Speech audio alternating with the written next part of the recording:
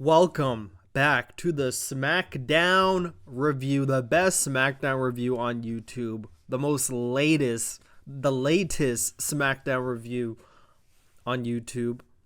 But this is SmackDown from Friday, March 15th, 2024. Let's get right back into it. How many SmackDown reviews do you know are actually going to recap the whole Rock concert? I'm going to sing it to you live here. You're going to get another glimpse of the Rock concert, but just meshed into 20 minutes less with some quick recaps on the side.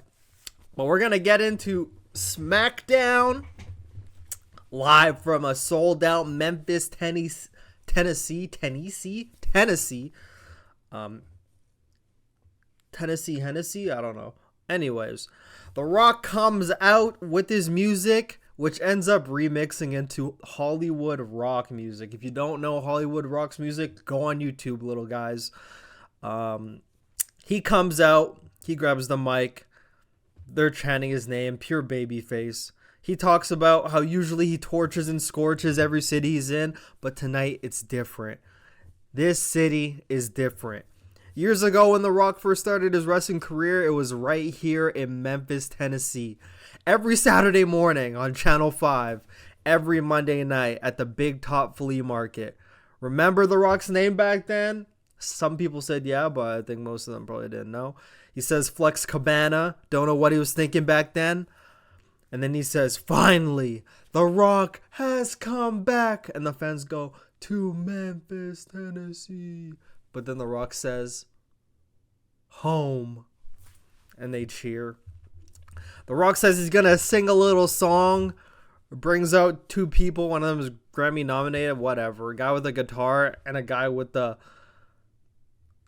Halele? What the fuck is that thing called again? I literally forgot. Jeez. Harmonica. Jeez. Oh my gosh. Halele? What the heck am I on? Anyways, he has two guys up on the announce table. One has a guitar, the other has a harmonica, but he's also like talking as well here and there. And then he says, and then he sits down, like the lights dim on him.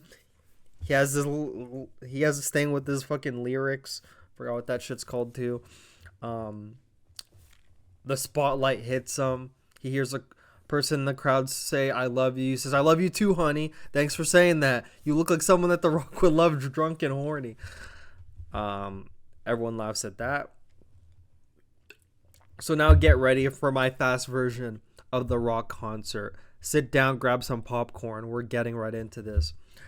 If you want, you could clap, Try to picture the actual music from SmackDown, if you can in your head as I'm going along. The Rock is gonna come, lay the smacky down on your blonde, corny ass and your best friend, the clown. I'm gonna whoop that ass and break your back. Or maybe I'll just beat you with my fanny pack. And then he points up at the screen and it's like that old viral photo of him with like the fanny pack and his black sweatshirt. And he ends it off with saying, there's gonna be so much drama. You'll truly have no choice but to cry to your mama. And then that's it. And then he's like vibing. They're still playing on the guitar. The guitar's going the whole time. You know who The Rock is talking about?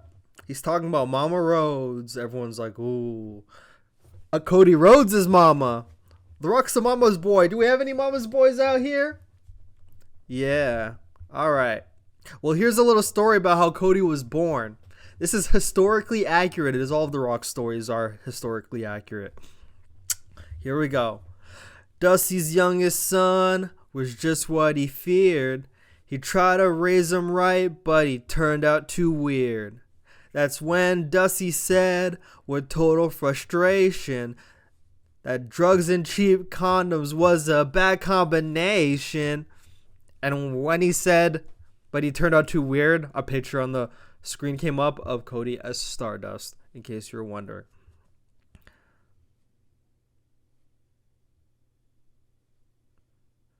I just erased that last line of the Rock's concert. What the heck? I know it keeps Cody awake to know that he was a drunken mistake or something like that. Gosh, I messed up that last line. I'm deleting my notes as I'm going along. Oh my gosh, I'm trolling.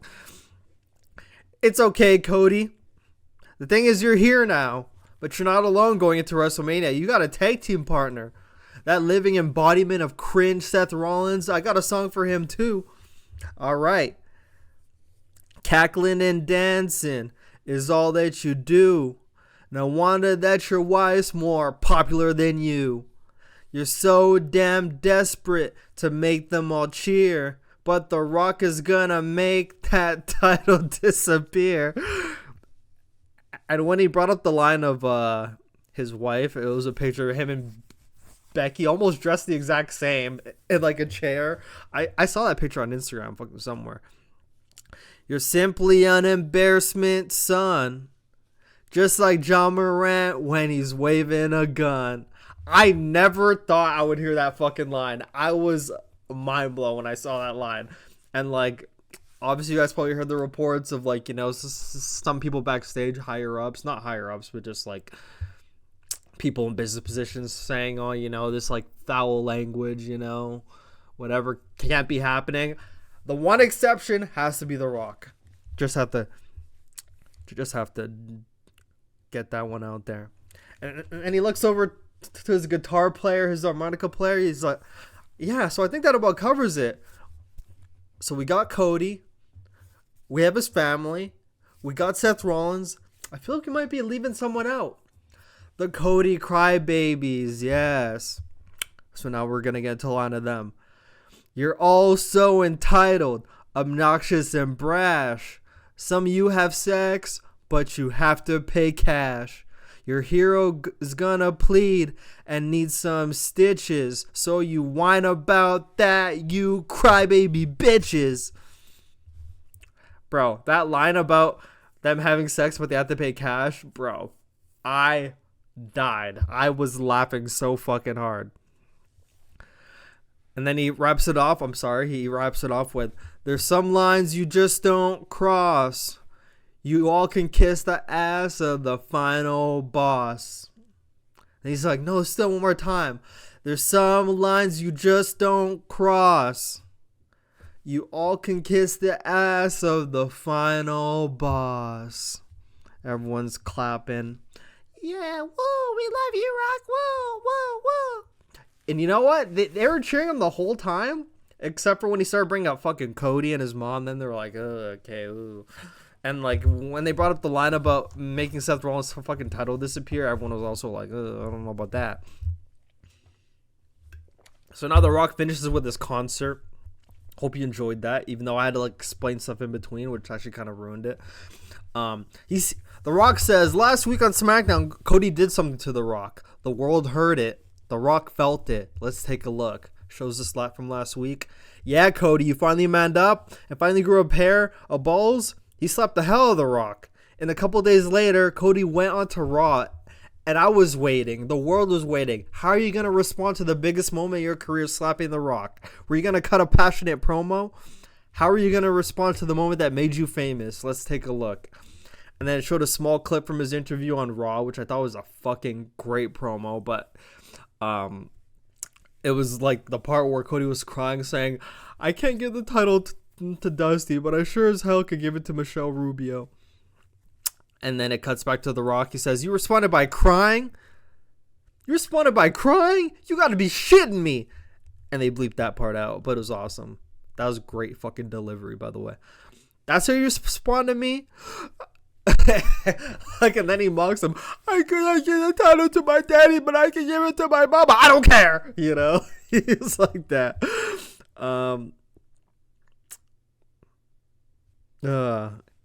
He says he doesn't want to talk to you. He wants the one person he wants to talk to.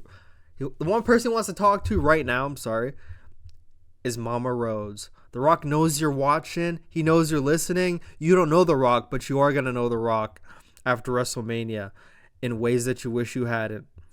The Rock is gonna break it down for you like this: how WrestleMania is gonna go. Your son Cody took something from me, and I'm gonna make him pay. I'm gonna make your family pay, and I'm gonna make you pay. And then he was basically saying, after Roman beats him, 1, 2, 3. He's gonna grab a belt. Okay, actually no. He says we're gonna beat your son and we're gonna beat Seth Rollins, which puts us to night 2. Bloodline rules. Anything goes, Mama Rhodes. The Rock knows you just can't wait for your son to finish that story. You want your son to finish that story so bad. You want your son to hand you that belt so bad, that Universal Championship, but it ain't gonna happen. That belt is gonna stay around the waist of Roman Reigns. But I am gonna give you a belt, but it's gonna be The Rock's belt.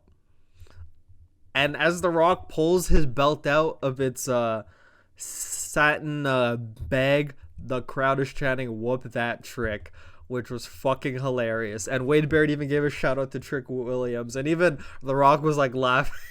Because these fans are so weird, bro. Like, they boo him when he brings up Cody Rhodes and his mom. And then when he like talks about giving a belt to Mama Rhodes and it's his belt, they say, "Whoop that Trick." I get the joke, but like, you saying that is basically you guys saying, "Yeah, go fuck her up." But like, yeah, that was just completely ass backwards. But so funny that chant even happened. Trick Williams is about to be a megastar in the main roster. He says he's gonna walk over to Mama Rhodes, where you're sitting in the front row, and he said he's gonna beat the fuck out of Cody with the belt, get his blood over the belt, and he's gonna give it to Michelle. And as you're crying, The Rock's gonna put that towel in your lap, and he's gonna whisper right in your ear, "Mama Rhodes," and The Rock's gonna say, "There's nothing to say except you're welcome." And he was like looking in the cameras, he was saying that. Awesome. And then he says, "If you smell what the final boss is cooking." And that was the Rock segment. Fucking incredible. Great entertainment. The one city he doesn't want to be a heel in, he's a babyface in, which makes it confusing for these stupid fucking fans. Gosh, these fans, holy shit. You're supposed to be booing him, but obviously he said Memphis is the one town I'm not gonna like, whatever. But then he starts saying all this heelish shit. Don't laugh at it. I know it's hard. I was laughing, but I could laugh. I'm at home, but you're in the arena. Anyways, so that segment ends. The Rock had like 20-25 minutes around there, and then we go to commercial comeback. LWO versus Humberto and Angel. The match ends with Angel and Humberto doing a pump up kick to the stomach. Like, they pumped up whoever the fuck in the air, and then he drops and they just kicked him in the stomach and pinned him. He was acting like he was knocked out. It was fucking Joaquin Wilde. That's who it was. And I was like, that finish looks so horrible. It looks so soft. I know a kick in the stomach hurts, but like, they threw him up in the air and they just kicked the stomach in midair. And then Joaquin's like, ugh, I have fucking no HP left, you know? Like, bro, you guys gotta think of a new finisher. Then it shows Bayley and Damage Control arriving to the arena. Kayla standing at the entrance after commercial, welcoming her guest, LA Knight. The crowd erupts. Kayla asks him, ever since the Elimination Chamber, you've been on a quest to find the phenomenal one, AJ Styles. Have you had any luck? LA responds by staring at Kayla Braxton and saying, may I? I just need to cook for a minute. Grabs the mic. Kayla's like, all right, buddy, you got this. She walks off. LA Knight has the mic. Let me talk to you. And then he says, AJ Styles. Pauses. The fans boo. You said last week that I need to be humbled. You said LA Knight needs to be humbled. Now you're talking my language. Now you're talking what I want to hear, AJ. I'm standing right here. Why don't you come out and humble LA Knight? That's about what I thought. You got another week where you can't show up, and why is that? Because you're not big enough to ride this. Because you're not big enough for this ride, little man. I'm sorry. Old Napoleon Styles out here making all these empty threats. He wants to act like I ain't been looking for him the past few weeks. Huh? This man sees it fit to fly all the way to Australia, but he can't drive his keister to Memphis? And all the while, he says every day X marks the spot. LA Knight marks the spot. Nana! LA Knight spots the marks, and the biggest mark walking is AJ Styles. Yeah. So I'm going to put it to you like this, with everything in mind. If AJ, if you won't show up, if you don't have enough tingle in your loins to show up to SmackDown, I know somewhere where you just can't help to show up. I'm talking AJ Styles, I'm talking LA Knight, and I'm talking WrestleMania. AJ, you say I walk around like I own the place. Well, I may not own the place, but at WrestleMania, I will own your ass. And what that means is you will find out whose game this is, with everybody saying LA Knight. Yeah. And then AJ actually does come out from behind, attacks him, hits him in the back with the chair. LA Knight's on the ground, takes the chair, places it over LA Knight's body where it's almost like choking him on the neck, sits down on it. LA Knight's like, blah, blah, blah, and all like the refs come out. They're like, no, AJ stops, AJ stop, AJ stop. AJ gets up, he walks away. He's like, yeah, I'll see you at WrestleMania, buddy. And then they show a Logan Paul recap from last week. And then Logan Paul walks into Nick Aldis's office, asks him what the plan is. And then Nick Aldis is unsure. And then he clarifies the plan of punishment or the fine for what Randy Orton did to him last week and his business partner KSI.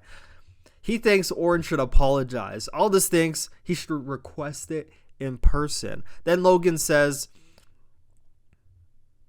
it's his job to make it happen, but how could he expect him to do his job when he can't even find him an opponent for WrestleMania? Holds his hands up like, I don't know. And he walks off. Grayson Waller comes out for his match with Orton before going to a commercial break. We come back from commercial break, and it shows on the Impulsive podcast of Logan Paul him announcing that SummerSlam will be hosted in Cleveland, Ohio at the Cleveland Browns Stadium. Then we have the Bloodline walking backstage. Jimmy walking up ahead with purpose. He walks off the camera shot. Kayla Braxton stops Heyman. Heyman's shocked. Kayla asks if they have an official response to Jay's answer. His question. What the fuck's the thing? His challenge. There you go. His challenge on Raw. And then Jimmy Uso comes back into the screen. He's all hyped. I'm not going to be able to replicate his amount of energy. He says, actually, yes, we do have a response. Oh, little brother out there talking all that big noise. You forgot, didn't you? You forgot about the right-hand man. Before you became a main eventer, before you became the longest reigning tag team champion in WWE, you was my little brother. I raised you. You follow me everywhere. That line was so funny because he made it look like he didn't even want to hang out with him. Like, you just follow me everywhere, little guy. I told you. I got you. Last year WrestleMania, it was me and you. This year WrestleMania, it's me versus you. Hey, Oos. Big bro, got you. You want me? Yay. And then he's like staring at the camera like this. Like his forehead's down like this. And he's snarling and shit. So that's Jimmy Uso cutting a great promo. Then we have Grayson Waller versus Randy Orton. I hear voices in my head. He comes out. They have a match. But before the match starts, Logan Paul also comes out on commentary, man. So the match happens. There's a lot of interference from Austin Theory to the point where I think he was in the ring one time. I'm like, how is this not a DQ?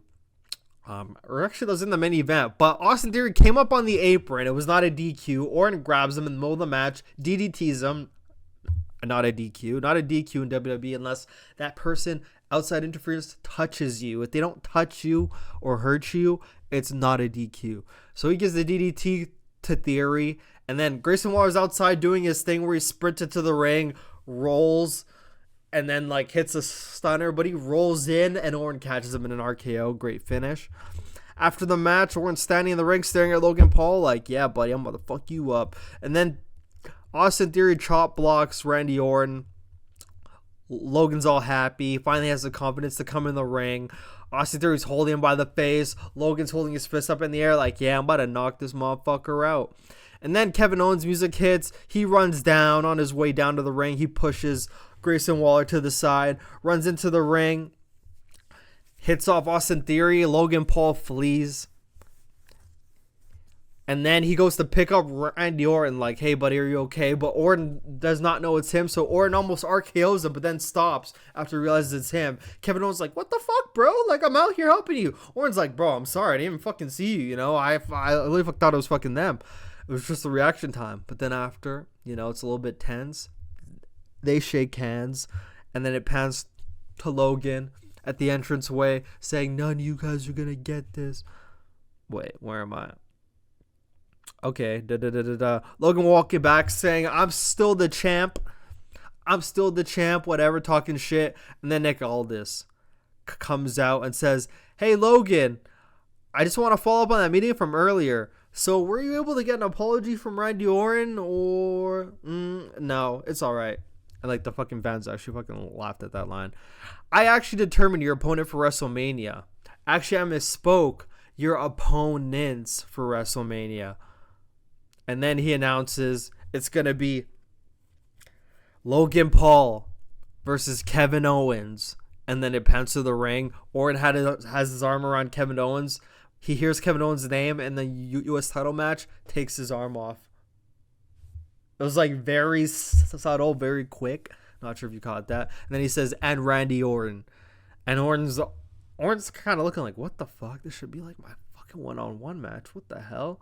But then after he ends up shaking Kevin Owens' hand, but you could like see, I like saw when he announced like Kevin Owens for the match, that darkness over Orton's eyes, you know? It's like Shawn Michaels back in the day, like when Shawn Michaels like will get all like shady, his eyes all of a sudden. It's like an anime where, you know, they just get more like shade underneath their eyes, you know, in between their eyes to almost make it look like they're like a heel character. That's how Orton was. He's like, what the fuck?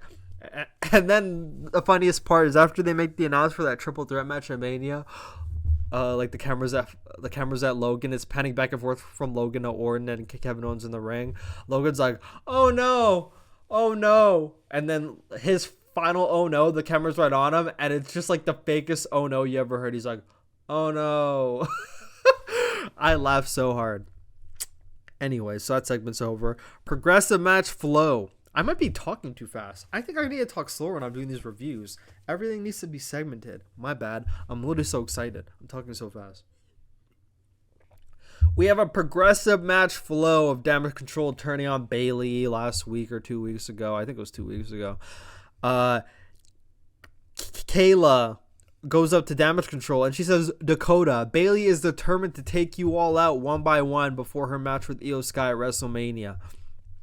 And then Dakota Kai says, Bayley is not going to be able to take us all out and make it to WrestleMania, but I know she's watching. Bayley, I'm going to break you. And anyone who feels sorry for you has lost their damn minds because this is all you're doing. You were jealous of Io, threatened by Asuka and Kairi, so in order for us to go stronger as Damage Control, we had to cut you loose. So this is a message not only for you, but all of them chicks in the locker room. We run this show. I love when she said, all of them chicks. Then we have Santos already in the ring with his entrance music playing. And one of the most shocking segments I've seen in a long time. Santos has a match with Dragon Lee, a match they never announced, to my knowledge. If they announced it on social media the day of, I don't care. They didn't announce it ahead of time. And he beat Dragon Lee in like 3 fucking minutes, and I was mind blown. Like, you're trying to build Dragon Lee up. I know Santos can't lose. First of all, I know he's gonna be facing Rey Mysterio. Like, you have to keep him strong for that. But bro, this match could have ended in a DQ. This match could have ended in any way. Dragon Lee could have been about to beat him, and like the other people just fucking run in and they fucking beat Dragon Lee. Like, why are you beating Dragon Lee? Like, he's faced Santos 3 times. Santos beat him in like less than 10 minutes every time, with like no near falls. Just hits him with like the fucking driver. I already forgot the name. I'm just fucking so mind blown. Hits him with the driver, just pins him like so easily. And that last one, oh my god, I was like, stop beating Dragon Lee. Like, dude, I get what you're trying to do, but damn, bro, like, damn, beat someone else, man. Stop beating Dragon Lee, bro. We're trying to build Dragon Lee up, but he's losing to Santos so easily, bro. It's just so annoying. And then like a fucking fight breaks down. I think Carlito comes down. And then the LWO beats him up. And then Rey Mysterio comes to make the save. He's fucking running wild. He's about to do the 619 on Santos. But then they pull Santos out to safety. And then Rey Mysterio says, "You said it was supposed to be you and me. Next week, it will be you and me. But it'll be one-on-one. And I promise you from the bottom of my heart, I'm going to slap that stupid, arrogant smile off your face." And then we go to commercial. We come back. It's New Catch Republic versus Pretty Deadly. These guys always have like a good solid match. Nothing crazy to write home to, but a nice solid TV match. If you like nice fucking solid fucking wrestling matches on TV. The match ended with Tyler Bate and Pete Dunne doing a Birminghammer, which is a better version of the finisher they've been doing. Like, this finisher actually is more impact. The other one just looked like they're making them just fucking land softly on the mat, almost like Rhea Ripley's pump handle slam, whatever the fuck she calls it.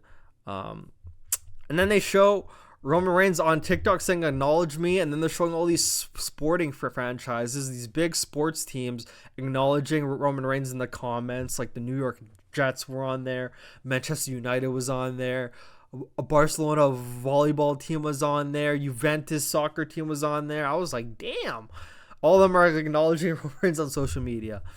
And then they had another segment where like Corey Graves was talking about like, we will have a segment where we show like the best fan signs. To start bringing your fan signs. I think it's just Triple H trying to bring back like that Attitude Era feel, because like sometimes, bro, if you guys have the network, go back and watch. Open up a random episode of Monday Night Raw from 1996, 1997, and it's just a sea of people, but you see so many fucking fans. Like so many, not so many fans, so many signs. You see so many signs. It looked like just like a sea of signs. Like it looked like everyone was really into it, but they showed like some clever signs. My favorite one of this night was it was like a still image of Cody slapping The Rock, but his hands like imprinted into his face, and the caption on the sign, it just says LOL.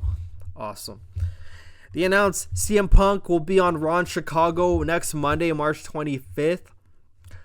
They announced next week on SmackDown will be Santos versus Rey, OC versus Grayson Waller in theory in a qualifying match for that 6-team pack challenge at Mania for the titles, and Profits versus AOP. Wow, can't wait for that one. Jeez. But at least someone has to actually win that match. That match is not going to end disqualification. And then also next week, Roman and Cody are going face to face. And then Bayley versus Dakota Kai. They had like fucking 10 minutes for this match. Like 12 minutes, like 10 minutes. So like the match happens. At the beginning of the match was so funny because they're trying to whoop that Trick chance for Bayley like to beat up fucking Dakota. So that's funny. Fucking Trick is over these fucking places. It's crazy. But then near the end of the match, don't know how it was in disqualification. So Bayley throws Dakota Kai out the ring. Io runs into the ring mid-match, holds her title in the air like she was about to hit Bayley, but she freezes when Bayley turns around. Has that on disqualification. What the fuck, you know? And then I think, I forgot how this went down. I even take notes of it. I was like, wow, this is fucking so dumb. Oh yeah, and then Io and Bayley are staring at each other, and then Asuka comes in. Bayley hits her down. Kyrie comes in, about to attack, hits her down. Still not a DQ, even though these people were trying to attack Bayley, but they didn't actually hit her. So it isn't disqualification. She hit them. Okay. And then Dakota Kai, I believe. Is that Dakota Kai or Kyrie? I don't know. I'm assuming it's Dakota Kai. Came back in and chop blocked Bayley, and then Io started attacking her, and then it was a DQ. They're beating her up, and then Naomi, the save of the year. Naomi comes out running, sloppily enters the ring, sloppily hits Kyrie, sloppily hits Asuka. Looks like she's doing it in slow motion, like barely fucking touching him.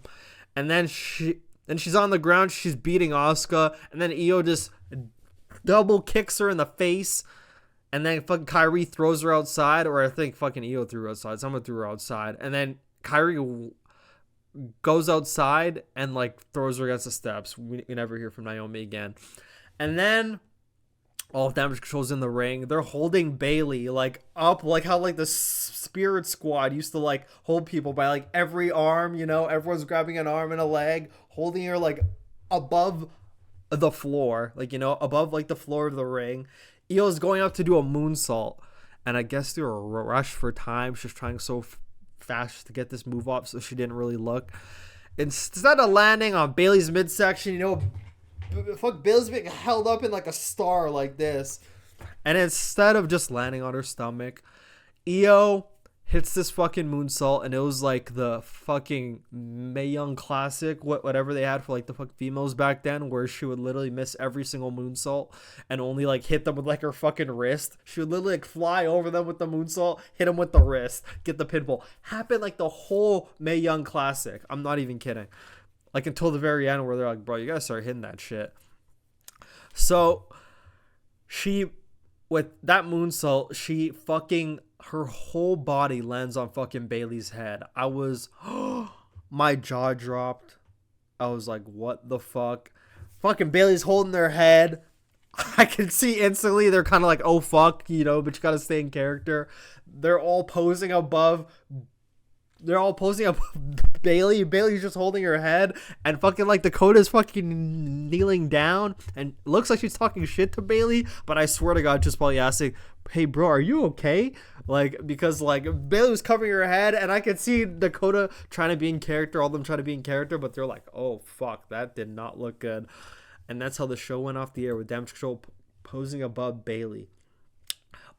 But I gotta say, after that Rock concert, there were some good parts of the show. Like I like the LA Knight segment. So I'm gonna say like after the LA Knight segment, I swear like the show just like almost fucking died a death. Actually, no. After the Orton segment, with fucking Grayson Waller, I forgot to even like say in that Orton match, Austin Theory usually great at selling this fucking stunner, but this time his fucking timing was off.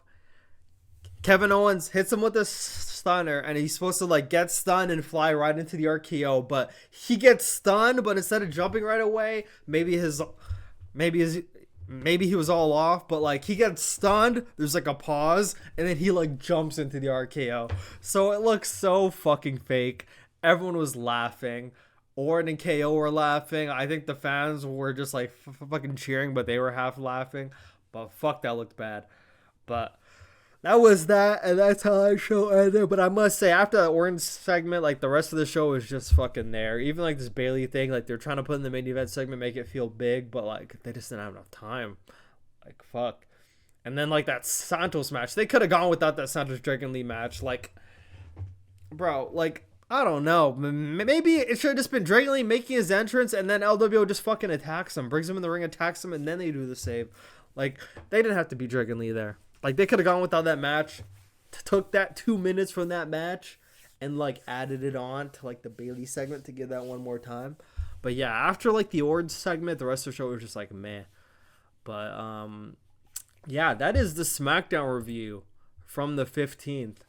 And I'm so sorry for being late on these SmackDown reviews. I just get so busy over the weekend, and I can never find the time because, like, it's one thing to watch SmackDown. I can watch SmackDown pretty fast, but to take notes on everything, because I'm trying to be more unique with my reviews, actually recap.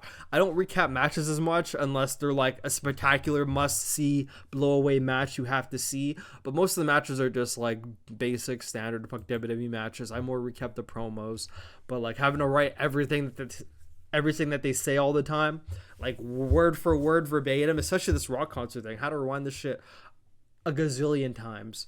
So I need to